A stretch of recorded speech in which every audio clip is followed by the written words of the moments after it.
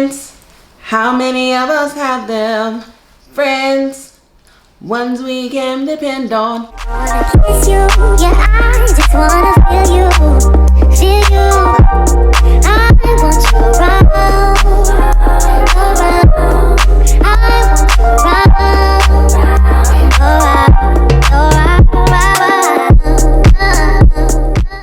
Hey friends, welcome back to my channel, Adulting Again. I'm Stephanie G. If you're new here, welcome. If you're returning, hey girl, hey. Thanks for coming back and clicking on my video. Friends, how many of us have them? Friends, ones we can depend on. Let's be friends. That's what we're talking about today. Making friends as an adult. Usually when you make friends, they're either through childhood friendships, work, college, and all of those things usually are taking place in your younger years, with the exception of work. But as we all know, with work, it sometimes can get a little muddy as to being an associate, being a co-worker, and actually becoming friends. I don't really struggle with that part too much because I am able to categorize who lies where. But when it comes to building friendships outside of those groups, it does become a little hard. The truth is, it's hard throughout all of those stages. You may be coming into already formed friendships, which is, I feel like that's the hardest. And because of that, I try not to go into friend groups. That's really not something that I think is beneficial for me.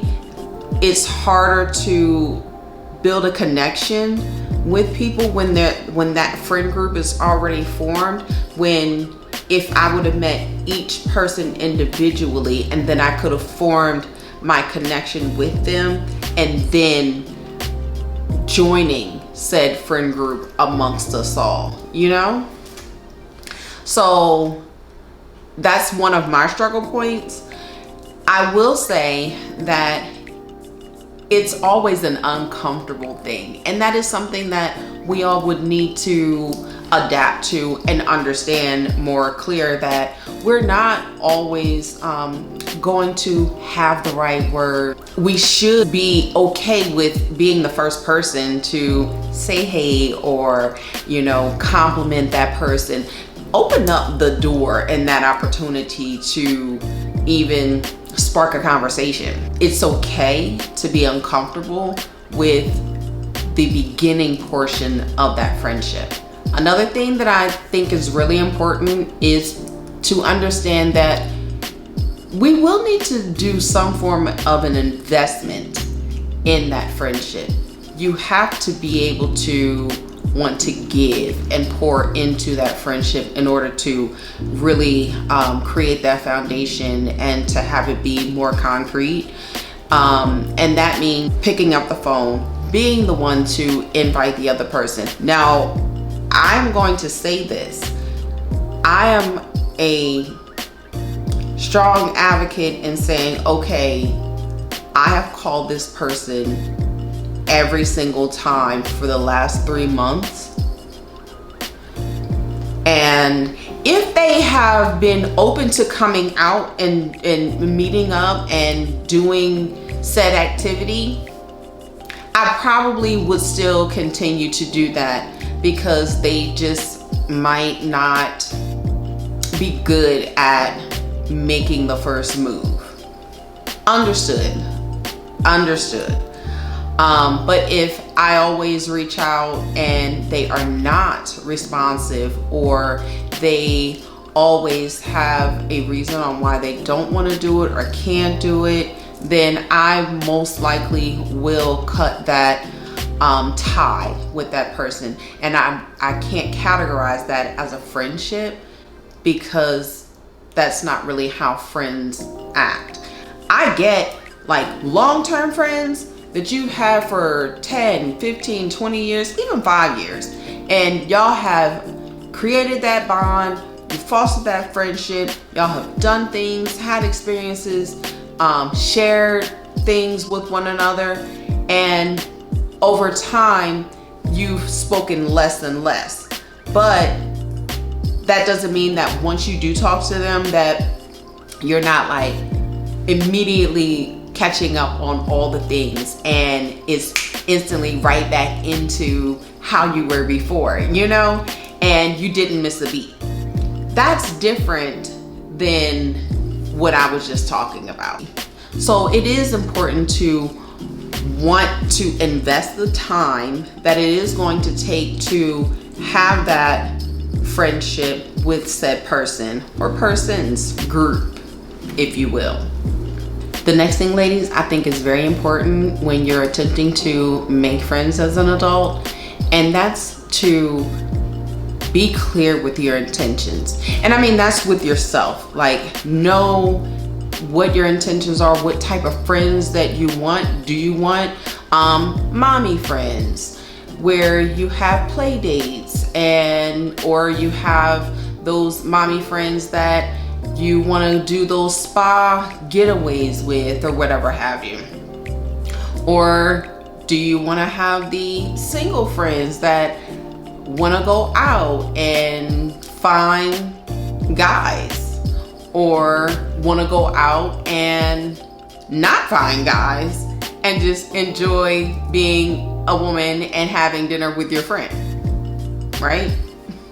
You always just want to be very clear with your intentions as to the types of friends that you are wanting to make as an adult, because the last thing that we want to do is to invest some time with said friends over the next 3 months or whatever have you, and then it's a fail. Sometimes it's going to be a fail.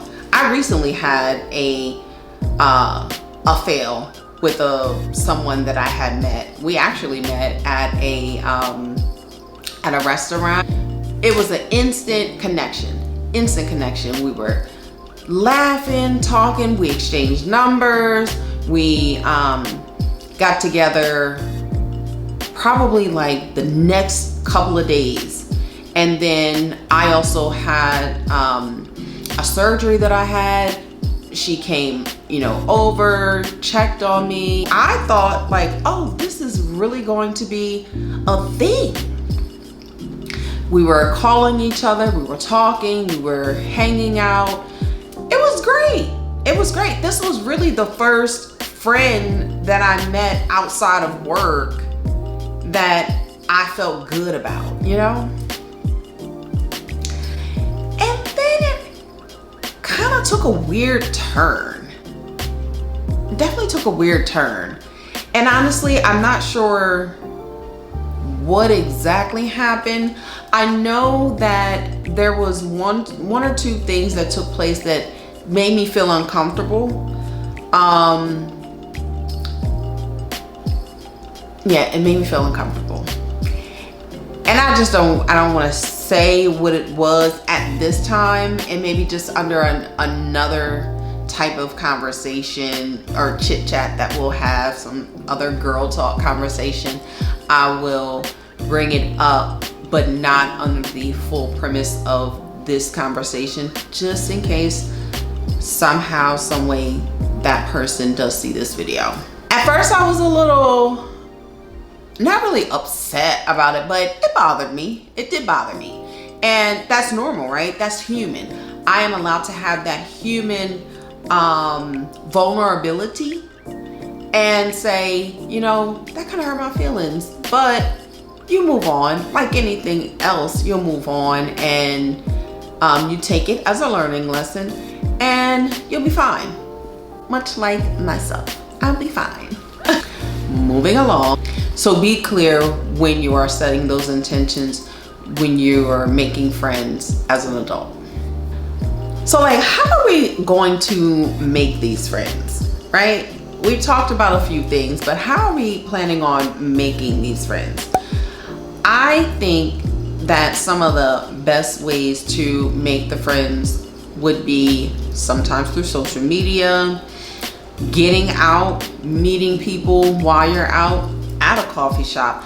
Don't be afraid to say hello first, to compliment, oh, I like your hair, spark up a conversation, I like your shoes. We all love a good compliment, make it genuine. Don't just be like weird about it, because no. But be very genuine, and it's okay to say, you know what, girl, after you had a good conversation or whatever have you, would you like to hang out sometimes? And if they say, no, okay. Don't feel away, sometimes people want to protect themselves. Maybe the vibe might not have been the same, or maybe they might think you're hitting on them. I don't know, girl. But even if it's a no, be cool with it, and don't let that stop you from trying it again later on, same day even. Because we don't want to stifle ourselves from making the friends, because that's what we're looking for. We're looking to build that community, to build that tribe. I myself, I have joined a couple of groups on Facebook, and I made a post looking for friends, and I got some really good feedback. I haven't met up with the ladies yet. I did, in fact, I've spoken to several of them, but I haven't met up with any of them yet. And that was primarily because initially I was thinking about doing it this weekend, but it's Easter weekend, and so that wouldn't have been a good fit for several of them, obviously, because family. I can't assume that everybody's a transplant, much like myself here in Dallas, but there's a lot of us. If you're into fitness, as I stated in my last video, I am getting into fitness much more like I used to pre-pandemic. And although I'm going to the gym at my job, I do intend on going more frequently to the gym that I am a member of. Again, you want to foster those friendships. Maybe, if you see the same ladies, and you're having the conversation and they're always there, absolutely make a gym buddy. Go to the fitness classes that they have. Always you'll make some friends in those classes, because you're constantly going, they're constantly going. Once the OGs see you consistently coming, because OGs normally don't fool with the newbies at the fitness classes, right? They have their own little people that they already see all the time, the ones that know all the moves and all the, all of that stuff, girl. And so they really don't say anything to the new people, at least until you've come maybe a good 3 times minimally, and they start to recognize your face, and then you can kind of spark up that conversation. Unless you're really bold with it and you'll just be like, hi, oh, you're really good at this class, yada yada yada. You can make friends from a cooking class. If you have a dog, you can go to the dog park. You're always going to spark up conversation, because it gets boring. You're just standing there watching these dogs run around. You're going to want to chit chat. So and don't be the person that doesn't know the owner's name, but you only know the dog's name. I think that is one of the biggest things that we do at dog parks. We know all the dogs' names. We have no idea what the dog's parent name is. So dog parks are a great way to spark up some conversation, and if you're single, it's also a good way to spark up a conversation with a little man or something. This is not for dating. This is to make friends, girl. Friends. So I say all of that as far as the gym, fitness centers, fitness classes and things of that nature, because all of that stems to common interests.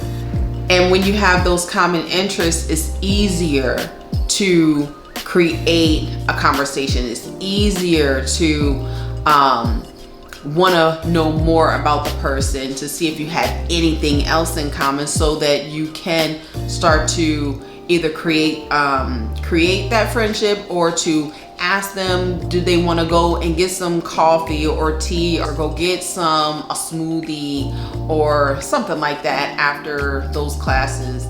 So I think that those are all great tips. If you are religious, obviously church is a great option for you to make friends, but maybe join the choir or any other activity that the church is offering for a group. Maybe they have a singles group or a married couples group. Join those and create those friendships with the people that you have the common interest with, for sure. Networking events are great. Number one, to establish business relationships, because those friendships are very important as well. You want to have business friends as well as recreational social friends. All of those help to build your character, help to build your foundation. It helps to build a more well-rounded and balanced set of friends. If there are any other ways that you know of to make friends as an adult, please let us know in the comments. Share that information with us so that we can build those friendships that we all are looking to create, and build those communities and tribes and girl gangs. So thank you so much for watching this video. I hope that it served you in some way, shape, or form. If so, don't forget to give it a big thumbs up, comment below, share with some of your friends, share to Facebook, and I will see you on the next video. Till then, bye.